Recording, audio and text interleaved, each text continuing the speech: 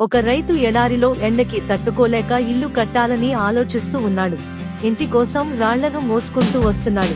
ఇల్లు కట్టడానికి ఎలుక ఎంతో కష్టపడి పని చేస్తుంది. తన యజమాని కోసం ఎంతో దూరం నుంచి అన్నం కూడా తీసుకుని వస్తుంది. ఆ రైతు ఎంతో సంతోషంగా తాను తెచ్చిన అన్నం తింటాడు. మళ్ళీ ఇద్దరు కలిసి ఇల్లు కట్టడంలో నిమగ్నమై ఉంటారు. ఎలుక చేస్తున్న సహాయానికి యజమాని ఎంతో ఆనందిస్తాడు.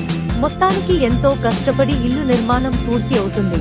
ఒకరోజు రైతు ఎలుక నిద్రపోతున్న సమయంలో భారీ వర్షం మొదలయ్యి ఇల్లంతా నీటితో నిండిపోతుంది. ఇల్లు భారీ వర్షానికి కొట్టుకుపోవడంతో ఇద్దరు బిక్కుమని ఉంటారు. ఇంతలోనే యజమాని ఎలుక ఇద్దరు నీటిలో మునిగిపోతారు. ఎలుక ఎలాగో అలా ప్రాణాలు దక్కించుకుని కొమ్మ మీద కూర్చొని తన యజమాని కోసం చూస్తూ ఉంది. ఇంతలోనే యజమాని కనిపించడంతో తనని కాపాడడానికి ఎలుక నీటిలో దూకి యజమాని రక్షించింది. ఎలుక తనని రక్షించినందుకు రైతు ఎంతో ఆనందపడ్డాడు.